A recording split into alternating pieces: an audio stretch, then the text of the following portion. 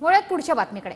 राहुल गांधींना काँग्रेसचेच लोक चक्रव्यूहात अडकवतायत असं शिरसाटांचं म्हणणं आहे। घोटाळे केले तर ईडी येईलच, संजय शिरसाटांनी ही प्रतिक्रिया दिली आहे। तर लाडकी बहीण योजनेमुळे संजय राऊतांच्या पोटात पोटशूळ उठल्याचं शिरसाटांनी म्हटलंय। ठाकरे गट माझे कुटुंब माझी जबाबदारीपर्यंतच सीमित होतं, अशी ही प्रतिक्रिया शिरसाटांनी दिली आहे। आपल्यासोबत संजय शिरसाटे, आपण त्यांच्याशी थेट बातचीत करणार आहोत। लाडकी बहीण योजना एकीकडे सुरू आहे, उत्स्फूर्त असा प्रतिसाद मिळतोय, खात्यावर पैसे टाकण्याची सुद्धा तयारी सुरू आहे। संजय राऊत म्हणतात की केवळ निवडणुकीपुरतीचा हा सगळा फार्स आहे, राज्यावरती कर्जाचा डोंगर करतील आणि मग पळून जातील सगळे नेते।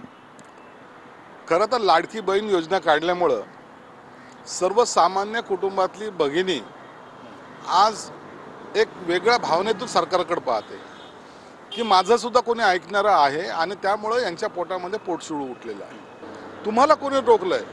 तुम्ही पण सुद्धा तुमच्या काळामध्ये जर लाडका साला योजना, लाडका सासू योजना काढली असती तर कदाचित तुम्हाला ते चांगलं वाटलं असतं, कारण की याच्या पुढचं तुम्हाला दिसत नाही आहे। तुम्हाला माझं कुटुंब माझी जबाबदारी म्हणजे हम दो हमार दो इथपर्यंत तुम्ही जे काही मर्यादित होता, परंतु हे मुख्यमंत्री आता महाराष्ट्राच्या प्रत्येक बहिणीपर्यंत पोहोचतात। राहुल गांधींचं जे विधान आहे लोकसभेतलं, त्या भाषणाकडे नेमकं कसं पाहता? कारण त्यांनी ईडीवरती पुन्हा एकदा प्रश्नचिन्ह उपस्थित केलाय। ते म्हणालेत की माझे ईडीचे सोर्सेस आहेत, त्यांनी सांगितलेलं आहे की माझ्या घरावरही ईडीची रेड पडू शकते।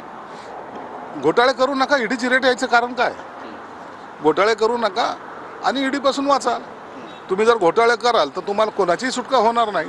राहुल गांधी ऑलरेडी स्वतःच एक त्या चक्रव्यूहामध्ये अडकलेला प्राणी आहे आणि त्याला इतरांनी नाही अडकवलं, तर स्वकीयांनी अडकवलेलं आहे। धन्यवाद आमच्याशी बोलल्याबद्दल। कॅमेरा पर्सन योगेश गुरवसह गिरीश गायकवाड, TV9 मराठी, मुंबई।